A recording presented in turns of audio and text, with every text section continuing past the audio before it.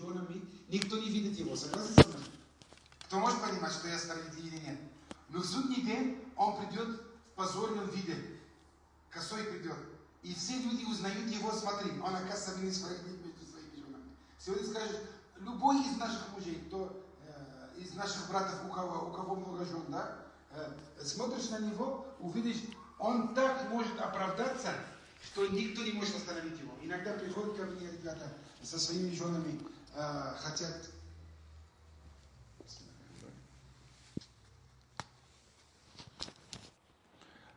хотят на перемирие, или чтобы я помирил между ними. Увидишь, субханаллах, я никак не могу найти мужчина, прав или нет. Я не могу сказать, он прав или нет, он врет или нет. На самом деле он был занят или он был у второй. На самом деле у него была работа или он был у третьей. На самом деле. Он может, любой из нас может придумывать сотни причин, но в судный день он придет в позорном виде. Братья мои, на справедливости ученые сказали, что небо держится, не падает на земле. Не будет справедливости, небо падает. Ученые сказали так. И это сказали евреи, когда Абдуллах ибн Руаха, однажды, смотрите, братья мои, справедливость в исламе. Перед тем, как я скажу историю Абдуллах ибн Руаха, Аллах говорит в Коране, «Ла ягураннакум шанаана каумин ан та'дилу и'дилу». Пусть не обольщает вас других. Если другие несправедливы в сторону вас, вы все равно должны быть справедливыми. Допустим, если я скажу, не дай Бог, этот брат воровал, я несправедливо относился к нему. Он не имеет права показать на мне палец, это ты воровал. Хоть он знает, что я не воровал. Я обязан быть справедливым в исламе. Смотрите, красота, братья мои.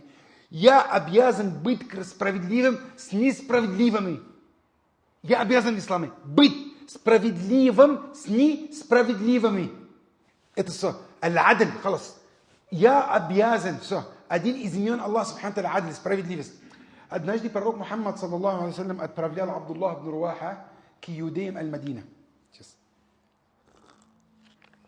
Когда пророк Мухаммад, саллаллаху алейхи приехал в Аль-Мадина, был контракт между пророком и между иудеем Аль-Мадина. Они защищают пророка, саллаллаху алейхи, он должен их защищать, и они должны тоже платить джизья или платить какой-то удел из их финик. Субханаллах. И пророк Мухаммад, саллаллаху алейхи, отправил к ним Абдуллах ибн Руаха, чтобы он узнал, сколько у них финик, и они дали какой-то процент. Я забыл, но какой-то процент они должны были платить. Абдуллах ибн Руаха, этот сподвижник, должен был оценивать, сколько у них финики. Иудеи Аль-Мадина сказали ему, начали угостить его хорошо, кормить его хорошо. Они сказали, слушай, ты скажи, у нас, допустим, не 10 тонн, скажи 2 тонна у нас, мы тебе оплачиваем, побольше тебе в карман. Это как сегодня один в один. Понимаете, да? Вот, и ты скажи, ну кто будет проверять это? Он сказал им, о братья обезьянов и свиней, клянусь Аллахом, я вас ненавижу. Клянусь Аллахом, я вас ненавижу. Но ваша справедливость, ваша несправедливость, ваш зулм не может позволить мне быть несправедливым с вами. Он говорит, я могу сказать уже не 10 тонн, а 20 тонн. Назло вас. Но не имею это права, не имею. Хоть они только что совершили большой харам. Хотели, чтобы он предал пророка, саллаллаху алейхи. Он мог сказать, нет, назло вас не 10 тонн, а сколько? 20 тонн. Он говорит, валлахи, не имею на это права. Ваш зулм не позволяет мне быть несправедливым с вами. Братья мои, по-любому мы должны быть справедливыми. Вот дай Аллах субханаху ва та'аля, чтобы мы были из этой первой категории справедливость. Это реально, ребята, самая мощная справедливость. Знаете какая? Когда ты справедлив к себе. Когда ты справедлив самому к себе.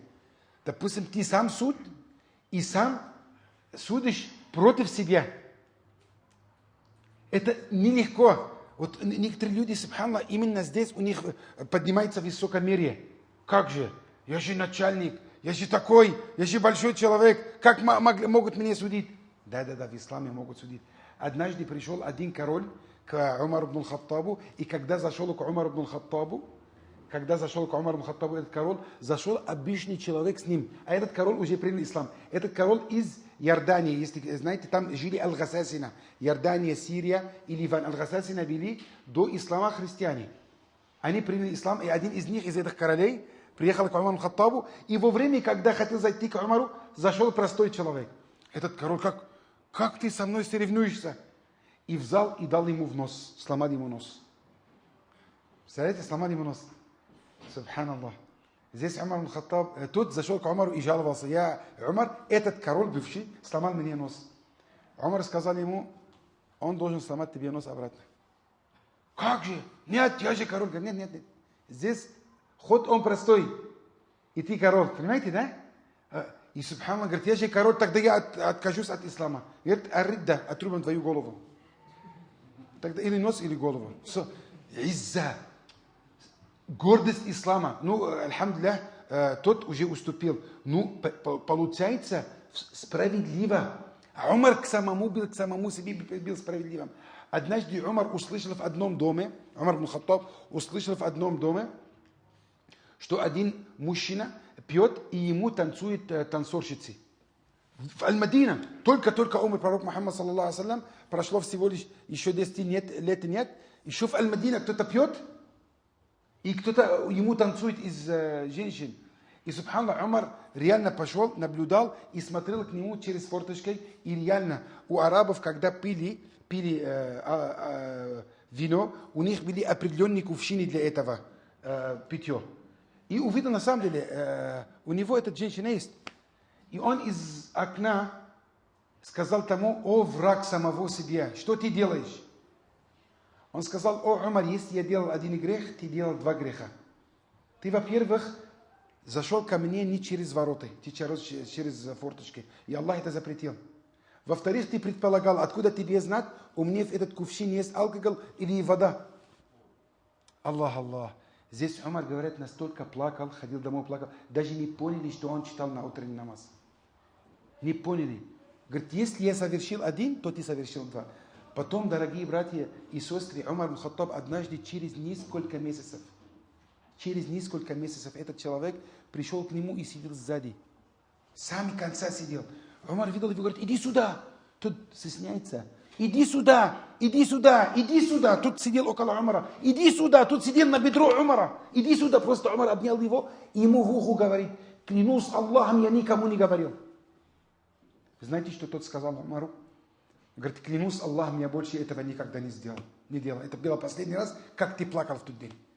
Оказывается, он это сделал. Говорит: клянусь Аллахом, больше я это не делал. Все, халас. Настолько Умар плакал, что он предполагал су'уззан. И он зашел с форточкой, понимаете? Братья мои, однажды Умар ибн Хаттаб был на рынке. И у одного человека была лестница, он носил лестницу. Представляете такого человека? Как носит лестницу на рынке? Вот так, да? И надо идти так. И он взял лестницу наоборот, как это по-русски сказать? А? Не стоя, вот наоборот, вот. Поперек. Да, поперек по-русски. Поперек и идет на рынок, все роняет. Умар видел его, у него с собой этот палка Умара, посох Умара, и ударил его, говорит: ходи нормально на рынок. Субхана, тут Умар, кто может отвечать Умару? Умар однажды, говорят, у него был хаджам, по-другому некоторые говорят, у него был парикмахер. И Умар сказал: у парикмахера и у хаджама тахарат испортился. Умар, кто может отвечать Умару? Понимаете? И, субханаллах, этот человек, когда Умар ударил его, он все уже исправился. Говорят, Умар 6 лет ждал его в хаджи на Арафате. И увидел его. Умар сказал ему: бери посох, бери его, бей меня. Вот отвечай. Представляете? Отвечай, бей меня обратно. Тот не согласился. Говорит: Аллах, я Умар, после этого я исправился. Братья мои, когда убили Усмана ибн Аффан, Усман ибн Аффан, у него убил слуг. А Усман ибн Аффан знал, что его убьют сейчас. И он позвал своего слуга. Усман, братья мои, не был богатее Усмана. Не было красивее Усмана. Даже те, которые убили Усмана, сказали: мы никогда не видели кафира таким образом красивым. Не видели. Род Усмана, даже писали о нем стихи, какой красивый род. Реально, тот, который убил Усман, он сказал, я никогда не видел такого красивого кафира. И Усману было где-то 80 лет. Вин Нурайн. Когда хотели убить его, у него был слуг. Представляете, сподвижники кипят, он им запрещает поднимать оружие. Проблемы большие. Жены пророка ﷺ не могут подойти к нему, дать ему воду. Знаете, он в этот момент что сделал? Искал своего слуга и сказал, иди сюда. Ухсус минни. Наказывай меня вот так. Он, оказывается, Усман взял своего слуга где-то 10-15 лет назад. И он тянул его уши вот так. Ему уже все... Не важно, что творится вокруг. Важно, чтобы он отвечал ему сегодня. Говорит, уксус минни, отвечай мне или наказывай меня, как я тебе тогда наказал. Тут слуга говорит, Аллах, я это забыл, не буду. Аллах. Братья мои, будьте справедливыми. Аллах говорит, валяу аля анфусикум. Будьте справедливыми, даже если против самих себя, против ваших родственников. Дай Аллах, субханаху ва та'аля, чтобы мы были из этой категории. Вторая категория, братья мои. Вот это одни молодые здесь вокруг нас, это шаббун наша'a фи та'атиллах. Молодой, который вырос на пути Аллаха, субханаху ва та'аля. Ильдар, сколько времени у нас есть? Идти быстро или как? 20 минут, альхамдулилlah. Молодой, который вырос на пути Аллаха, субханаху ва та'аля. Валлахи, когда я хожу в мечеть, вижу молодых, конечно, я должен уважать стариков, но, валлахи, очень радуюсь. Готов этому молодому до утра иногда объяснить. Вот продолжайте, братья мои, не отчаивайтесь, не отпускайте руки. На вашей дороге, сейчас к Аллаху, субханаху ва та'аля, сотни ямы, сотни препятствия. Шайтан, он день и ночь старается, чтобы сбить вас. День и ночь. Валлахи, братья мои, валлахи, клянусь Аллахом, я никогда, как сказать, клянусь Аллахом, субхану та'аля, смерть или старость будут очень приятно у того человека, который вырос на пути Аллаха, субхану та'аля. Валлахи, бывало время, я, субханаллах, после медуниверситета, у меня было долгое время, я не работал. Я ждал, пока согласие от университета. Я, субханаллах, в это время долго ходил на кладбище. У меня была депрессия очень сильная, я не могу учиться, дальше не могу. И замечал, валлахи, те ребята, или те люди, которые в молодость были на пути Аллаха, субхану та'аля, у них была шикарнейшая смерть. У каждого из них была прекрасная смерть. Братья мои, это, будьте уверены, это только мы, мусульмане, говорим шикарная смерть. Некоторые говорят, ой, ох, Умар, валлахи, если любой из вас умирает на пути Аллаха, хоть мой сын, да, я не буду так жалеть, если этот родной мне, или не буду переживать, что он умер на пути Аллаха, субхану та'аля. Мы с ним обязательно встречаемся у Аллаха, субхану та'аля. Расти на пути Аллаха этого ребенка и до старости целый путь у миллионы испытаний. Дорогие братья и сестры, Аллах, субхану ва та'аля, в Коране говорит, «Инна алладина калу раббуна Аллаху thumma истакаму». Те, которые сказали, наш Господь Аллах, и шли прямым путем. Жизнь долгая. У тебя в 15 лет свои искушения, между прочим, брат мой, сын мой. Юсуф, слышишь? 20 лет у тебя другие искушения. 22 другие искушения. Валлахи, даже я сам думал, когда мне стало 35-36, ой, я все, слава Богу, альхамдулилля, уже мне это не волнует. Аллах, еще другие, до смерти будут другие искушения. Сейчас уже ты говоришь, ой, мне уже работа не нужна, альхамдулилля, у меня все хорошо. Шайтан заходит через твоего сына, брат мой. Ага, понимаешь, сделай так ради сына, может, возьмут его на работу. Уступи религию где-нибудь, скажи этот фатва ради кого-нибудь, может, возьмут этого сына на... Понимаешь, уже через... Оказывается, до последнего вдоха будут испытания. До последнего вдоха. Имам Ахмад ибн Хамбаль, когда умирал, его родственники вокруг него говорят, скажи ля иляха илляллах, скажи ля иляха илляллах. Он им отвечает на арабском языке сурово, калля. Есть два вида нет на арабском. Есть один вид нет, мягкий, это ля. Второй вид нет на арабском как будет? Калля вал камар, да? Но нет, это сурово нет.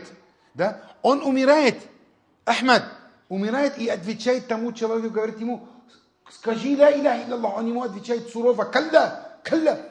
Что такое, субхана, когда Ахмад пришел в себя? Братья мои, не было никого из имамов, которого пытали, как пытали Ахмада. 20 лет подряд пытали его. 20 лет. И, субханаллах, оказывается, когда он умирал, шайтан пришел к нему, он сказал ему: «О, Ахмад, ты спасся от меня». 20 лет питали, били искушения и так далее в других местах. «О, Ахмад, наконец ты спасся от меня». Ахмад ему отвечает: «Калля, но нет, еще последнего вдоха нет». Еще последнего вдоха нет, братья мои. Понимаете, да? Те думали, что он им говорит: «Калля, нет», типа, он против ля иляха илляллах. Понимаете, да? Дай Аллах Субханаху ва Тааля, чтобы мы помогли этим молодым расти и стареть на пути Аллаха Субханаху ва Тааля. Пророк Мухаммад, саллаллаху алейхи вассалям, Аллах, смотрите красота, братья мои. Субханаллах, я помню, я очень обрадовался этим хадисом, когда появились на моей бороде 2-3 волосы седые. Сейчас уже весь борода седая, субханаллах. Пророк Мухаммад, саллаллаху алейхи вассалям, говорит: Аллах стесняется мучить или наказать того раба, который посидел на пути Аллаха. Аллах. Аллах стесняется наказать того человека, который он набрал эту седину на пути Аллаха. Дай Аллах Субханаху ва Тааля, чтобы вы набрали седину на пути Аллаха. Дай Аллах Субханаху ва Тааля, чтобы наша молодость была ради Него. Я Раббаль Аламин. Дай Аллах Субханаху ва Тааля, если мы грешили в молодость, чтобы сегодня Аллах принял наше покаяние. Третий, братья мои, вот это очень важно. Третий. Раджулун закар Аллаха халиян фафадат айна. Человек вспомнил Аллаха Субханаху ва Тааля наедине. Его никто не видел. Он один на один с Аллахом Субханаху ва Тааля. Он вспомнил Аллаха. И его глаза слезились перед Аллахом Субханаху ва Тааля от страха перед Аллахом, от скуки к Аллаху Субханаху ва Тааля, от любви к Аллаху Субханаху ва Тааля. Фафадат айна. Некоторые люди, субханаллах, смотри, я режу баран, я раздаю садака, смотри, я около Кааба, а он одной рукой так делает, другой рукой селфи делает, да, вот, субханаллах, все показуха. К сожалению, реально вот этот телефон испортил многие из наших поклонений, да, а наедине, братья мои, поклонение намного выше читается, намного лучше, намного искреннее, и в основном практически она, иншаллах, принимается, те поклонения, которые делаются наедине между тобой и Аллахом, субханаху ва Тааля. Те поклонения, которые делаются наедине между тобой и Аллахом, субхану тааля, там вероятность намного больше, что это поклонение, она принимается. Дорогие братья, запомни этот хадис. Пророк Мухаммад, саллаллаху алейхи вассалям, сказал: «Куллю айнин бакиятин яум кияма». Каждый глаз плачет сегодня день. Каждый глаз. Все эти глаза, которые напротив глаз твоих отцов, матерей, предков, все будут плакать сегодня день. Все будут, кроме, исключается, альхамдулилля, 2 глаза. Я Аллах сделал, чтобы мы были из них. Один глаз, тот глаз, который плакал ради Аллаха. Говорят, у Умара ибн Хаттаба в конце его жизни уже у него на лицо были 2 щели, когда он плакал. Вот настолько он плакал, уже следи от слезы уже отпечатались на его лицо. Были такие табиини и такие сподвижники, которые они ослеплись, настолько плакали. Аль-А'маш был такой имам, машаллах, он мухаддис, передал хадис и так далее. Аль-А'маш, он ходил к врачу, Аль-А'маш, он плохо видел. Он сказал: я могу тебе вылечить, если ты перестанешь плакать. Он сказал: а смысл этим глазам, если не будут плакать? Зачем они нужны? Куллю айнин бакиятун яумал. Куллю айн. Каждый глаз в судный день будет плакать. Кроме того глаз, который плакал на пути Аллаха. Второй глаз, Аллах. Молодежь, слушайте меня. Второй глаз, это тот глаз, который опустил свой взор от харама. Как потуплял. Тот глаз, который потуплял свой взор от харама. Этот глаз в судный день не будет плакать. Ты идешь на машине, ты останавливаешься на светофор красный, и мимо, впереди тебя идет красавица. Ты думаешь, это красавица, которая перед твоей машиной, которая ходит, или ты стоишь около трамвая, ждешь трамвая, она просто так пришла. Брат мой, это судьба Аллаха Субхану Тааля, и здесь Аллах смотрит на твою реакцию. Это не просто она вышла так на твои пути, не просто так. Аллах смотрит на твою реакцию. Ты отпускаешь этот взор? Или нет? Ты потупляешь свой взор или нет? Она не просто так вышла здесь, он смотрел. Он не смотрел. Может, даже этот силуэт, может, это не человек, Аллах, кто его знает. Ну, здесь смотри на свою реакцию. Этот глаз в судный день не будут плакать. Еще в другом риваяте один глаз, тот глаз, который караулил. Правильно я сказал? Караулил на пути Аллаха и защищал мусульман. Поняли, да? Допустим, армия мусульман выходит, защищает границы мусульманской страны. Эти глаза, которые караулили мусульман, эти глаза тоже в некоторых риваятах тоже не будут плакать судный день. Но каждый глаз. Поэтому лучше сегодня, брат мой, сегодня плачь, чем завтра. Пророк Мухаммад, саллаллаху алейхи говорит в хадис худси от Аллаха, субхану тааля, «Ва иззати ва джаляли». Аллах говорит, клянусь своим могуществом, клянусь своей... Как будто клянусь своим могуществом, клянусь своим гордостью. Аллах субхану тааля говорит, я не собираю в сердце моего раба 2 страха и 2 покоя. Если мой раб будет бояться меня в дунья, в судный день ты не будешь бояться, когда боятся люди. Аллах субхану тааля, братья мои, назвал судный день Яумуль фаза аль-акбар. День великого страха. Великий страха. Сердца доходят до горла. Между прочим, медицина, вот смотрите, вот мое сердце вот так, ос, мое сердце вот такой, у каждого из нас. Это если нормальный ос. В ЭКГ, когда мы смотрим ЭКГ, есть ос сердца. Братья мои, на самом деле, сегодня доказала медицина, что человек, когда боится, ос сердца, она идет в другую сторону. Представляете, она отвернется с места. Сердце отворачивается или направо, или налево, от страха. И представляете, этот, субхана, у пророка Мухаммада, не был ни УЗИ, ни МРТ, ничего не было.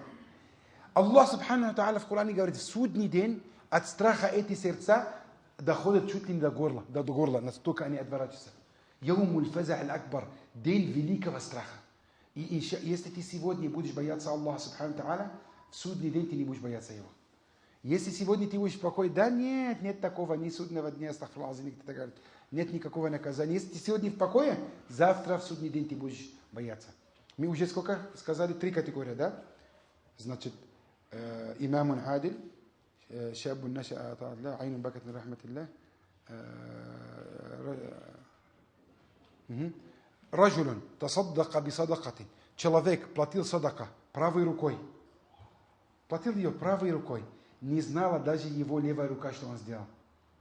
Братья мои, это поклонение сегодняшний день, Аллах аль-Азим, нам очень нужно. Вот именно, вот, помните, вот, первая из этих поклонений, третья какая была?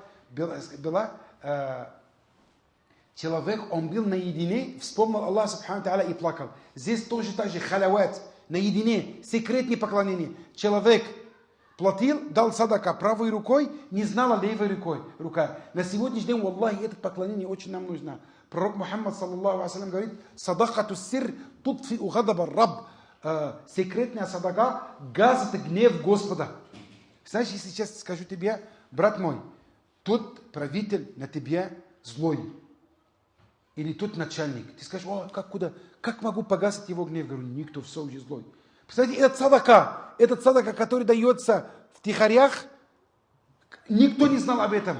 Ты сейчас знаешь, что этот брат, у тебя на самом деле у него проблемы. Встал по тихарях, знаешь его куртку. Взял, положил в его куртку 5 рублей, 10 рублей, 1000 рублей взял. И никто не знал. Даже он начинает искать, думать, кто мне это делал. Понимаете, братья мои, да?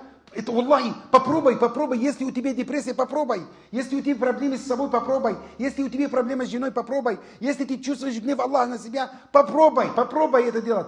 Братья мои, сейчас я вам скажу один секрет из этих секретов, секретный садака, субханаллах, когда я был студентом,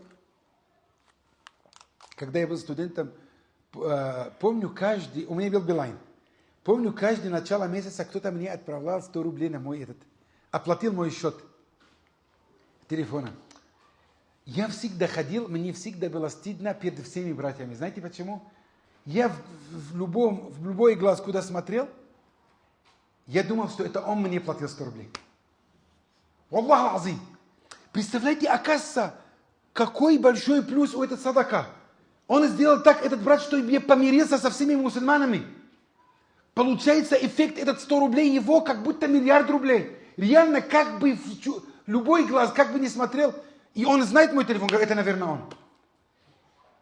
И, субханаллах, пока, субханаллах, 3-4 года прошло, я помню, однажды захожу в ординаторской, недалеко от ординаторской была так, стоит этот брат, доктор, простой человек. Стоит, и, субханаллах, всем студентам платит по 100 рублей. Он врач с нами. Его никто не знает. Я подумал о всех мусульман, кроме о нем. Я говорю, это ты, оказывается? Аллах, Аллах. Братья мои, это великолепно. Садака тус-сир, это великолепно. Секретная садака. Представляешь, ты пошел к какому-то дому, стучал, оставил пакет, убежал. Эта женщина не только дуа тебе делает. Эта женщина делает дуа каждому мусульманину. Каждому мусульманину, каждому человеку, который говорит ля иляха илляллах. Она начинает уже даже любить, Аллах, попробуй на себя. Начинает дуа делать тем людям, которые в Бангладеше, в Египте, в Сирии, в Мьянмар. Я этот, субханаллах, сам вот, Аллах сидел, расшифровал, братья мои, это великолепное поклонение. Как сказать, не игнорируйте ее. Если у тебя проблемы, попробуй этот. Братья мои, наилучший дом на этом свете, чей дом был? Дом пророка Мухаммада. Представляете, когда умер его внук Аль-Хасан. Когда умер его внук Аль-Хасан, этот самый, вот, субханаллах, про Аль-Хасан, однажды Абдуллах ибн Амр ибн Ас видел Аль-Хасан, он сказал, знаете, что сказал людям? Хотите, покажу вам наилучший человек на этой земле. Абдуллах ибн Амр увидел Аль-Хасана. Говорит, хотите, покажу вам наилучший человек на этой земле. Они все сказали, а разве может кто-то претендовать на это звание? Говорит, да, вот Аль-Хасан, внук пророка, саллаллаху. Этот на сегодняшний день наилучший человек ходит на этой земле. Когда умер Аль-Хасан, братья мои, субханаллах, тот, который мил его, на его плечо были мозоли, как у грузчика. Как у профессионального грузчика. Не простой грузчик. Он говорит, вроде Аль-Хасан не работал. Это Аль-Хасан, сын великого дома. Такой человек не работает. Иногда Муавия дарил ему по 100 тысяч динар. Знаете, что такое 100 тысяч динар? 100 тысяч золотых монеток. И у Аль-Хасана через 2-3 дня их нет, кстати. Представляете? 100 тысяч динар. И Аль-Хасан, когда умер, удивились, почему у него такие мозоли на его спине. Через несколько дней уже начали подниматься в Аль-Мадина больше, чем 70 домов. Начали поднимать голоса оттуда, что мы голодный белый человек, который нас кормили. Где он? Он, оказывается, по ночам ходил с этой едой и раздал по домам. Оказывается, мозоли у профессионального грузчика. Сколько лет, значит, Аль-Хасан так живет? Братья мои, это наилучший дом на этом свете, этим занимался. Не игнорируйте это поклонение. Валлах лазим, братья мои, иногда бывает решение двоих вопросов именно здесь. У тебя не решается никак. Мне звонят некоторые, обращаются к хазарату, некоторые идет к другому хазарату, к психологу. Брат мой, валлахи, иногда отдать это на пути Аллаха в тихарях, увидеть, что Аллах субхану тааля ради этого садака может перевернуть весь мир. Не игнорируйте это поклонение. Пятый, дорогие братья, пятый из них, пророк Мухаммад саллаллаху сказал, двое встретились на пути Аллаха субхану тааля. И разошлись тоже на пути Аллаха субхану тааля. Встретились, между ними нет никого, ничего. Из бизнеса, из родственных связей, нету работы. Просто он ехал из одной деревни в другой деревне, просто ради чего? Ради того, что ради этого брата, я его люблю ради Аллаха.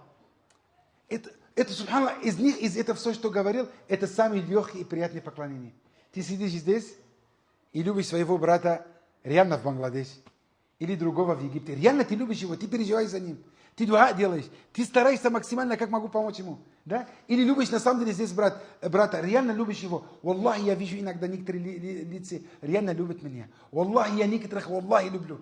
Валлахи, невозможно не любить. Это не в наших руках. Не в наших руках иногда не любить некоторых братов. Муад ибн Джабаль настолько любили его сподвижники, или иногда табиини, когда был в Дамаске, несколько раз мы видим этот хадис, что один ходит мимо Муаза, арабы не привыкли сказать «я люблю тебя». Не привыкли. Смотрят на Муаза, говорит, и ему стыдно идти к Муазу, говорит, «О, Муаз, я тебя люблю». В Аш-Шам однажды зашел один и увидел мужчина, у него очень красивые глаза, как будто сурму он положил в глаза, настолько красивые. И этот табиин увидел этот человек с красивыми глазами, этот человек с красивыми глазами, оказывается, Муаз. Этот табиин пошел к другому сподвижнику. Он сказал, субхана, я люблю этого человека. Почему? Не знаю. Я люблю его. Как он рассказывает. И, субханаллах, сподвижники сказали ему: Аллах, на самом деле ты его любишь? Говорит: Аллах, я его люблю. Аллах, на самом деле, серьезно ты его любишь? 3 раза. Говорит: иди и скажи ему. Иди и скажи ему Азу, что ты его любишь. Он говорит: разве можно? Он сказал: да, пророк Мухаммад, саллаллаху алейхи ва саллям, сказал: если кто-то из вас любит кого-нибудь из братьев, пусть скажет ему: инни ухиббука филлях. Я тебя люблю ради Аллаха. Я вам скажу, ребята, валлахи, я вас люблю ради Аллаха. Клянусь Аллахом. И ответ пусть будет таким: да ахаббака аллади ахбабтана ли аджлих. Да полюбит тебя тот, ради которого ты нас любил. Это великолепное поклонение. Это великолепное поклонение. Субханаллах. Валлахи, я это поклонение очень сильно чувствую в хаджи. Клянусь Аллахом, ты идешь иногда, не понимаешь этого брата.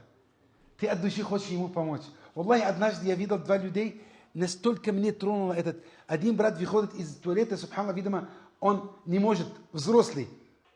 Не может, видимо, в туалет не может, видно долго. Субханаллах, зашел к нему брат, помыл его органы, подготовил его к намазу другого. Этот цвет кожи, вообще другой цвет кожи. Это у него кожа, видно, какой-то Африка, красный, черный, непонятно. Да? Это другой вообще светлый. Светлый зашел, помыл, тут испачкался, тут бабай. Помыл его, подготовил к намазу и тащит его. Я говорю: Аллаху Акбар. Клянусь Аллахом, это ислам. Клянусь Аллахом, это от Аллаха, субхану тааля. Аллах это сказал в Коране, когда Аллах хвалился своим созданием. Аллах, субхану, говорит: «Валь аср», хвалится своим созданием. Да? Неужели не видели, как Аллах, субхану, создал реки? Неужели не видели, как Аллах, субхану, создал море? И здесь Аллах, субхану, сам хвалится это отношение и говорит: «Вааллафа байна кулубихим». И он сплотил между их сердцами. Это великолепный дар от Аллаха, субхану тааля, чтобы этот любит этого. Как? Вот как это, как, субханаллах, только виделись, ты готов ему полдом отдать, уют дать, кормить, ты имя его не знаешь, ты не знаешь, откуда его корней, ты не знаешь ничего о нем. Дай Аллах, субхану тааля, чтобы эта любовь и росла до последнего, иншаллах, момента нашей жизни. Еще сколько минут, Эльдар? 2? Последний, самое главное, этот человек, последний из этих категорий, которого звала его женщина к себе, чтобы делать харам. Необычная женщина, знатная, красивая. Почему знатная? Знатная, она может укрывать его грех. Дорогие братья и сестры, мы живем в самом плохом замане сейчас. Дорогие братья и сестры, даже во времена джахилия зина был позор. Некоторые сподвижники сами говорили: мы никогда не делали зина. Это был позор. Это предательство. Знаешь, что такое зина? Ты спал с чьей-то сестрой. Ты спал с чьей-то женой. Вот мы сидим, вот это общество мусульман. Зина — это предательство брата. Ты предал своего брата. Ты предал свою жену. Зина — это был позор даже у джахилитов, которые убивали своих дочерей. Это был позор. И здесь пророк Мухаммад, саллаллаху алейхи ва саллям, говорит: знатная женщина и красивая. Она звала его к себе, и он ей говорит: это нелегко. Клянусь Аллахом, это нелегко. Дай Аллах, чтобы вы не подвергались такой испытанию, стоять перед красавицей и сказать ей: инни ахаф Аллах. Я боюсь Аллаха. Это нелегко. Дорогие братья, даже Аллах, субханаху ва тааля, когда это говорил о Юсуфе, алейхиссалям, он сказал о нем: мухсин, это великолепный человек. Когда сказал жене Аль-Азиза: ма'ад Аллах, а'уду биллах, я прибегаю к Аллаху, я ищу защиту у Аллаха, субхану тааля. Это нелегко. Не подвергайте себе этому хараму. Потому что, братья мои, по-любому, если она тебе скажет: ты отказываешься, ты думаешь, что все, ты спасся, в рай попал, после этого у тебя будут сотни проблем. Ой, завтра ты думаешь: ну, может, просто посидеть с ней надо было, просто поговорить, просто общаться. Как дела сегодня? Тебе еще тяжело после вчерашнего моего отказа? Ты думаешь, что, Аллахи, не подвергайся себе этот испытание. Беги, иди к Юсуфу, алейхиссалям. Будь, иншаллах, в караване Юсуфа в судный день. Это, потому что ты думаешь, если тебе зовет какая-нибудь женщина, здесь это все заканчивается. Братья мои, здесь еще хуже. Аллах, я однажды, когда работал в одном больнице, одна врач была у нас главной. И, субханаллах, она пристала к одному ординатору, тоже мы были ординаторы. Он отказался. Она вроде была добрая, приятная, красивая, хорошая. Она озверела. Женщина, если когда отказываешься от нее, эта жена, даже Юсуф, который звала Юсуфа, она как тоже озверела. Реально она до этого любила, как Юсуфа. Пытали его чуть ли не 7 лет. Она видит, как пытает своего любимца. Женщина, у нее психология все полностью меняется. Озверела на самом деле в полном смысле. Она начала наказать его, начала не дать ему выходить из ординатуры, чуть не дала ему диплом, потому что она была куратор. Не подвергай себе этот испытание. Беги от этого испытания. Дай Аллах Субхану Тааля, у нас время, дай Аллах Субхану Тааля, что принял от меня и от вас. Этот хадис, он есть, если я упустил, если я неправильно сказал, если есть ошибки, этот хадис можете найти его. Хадис сахих. Акулу каули хада ва астагфируллах ли ва лакум.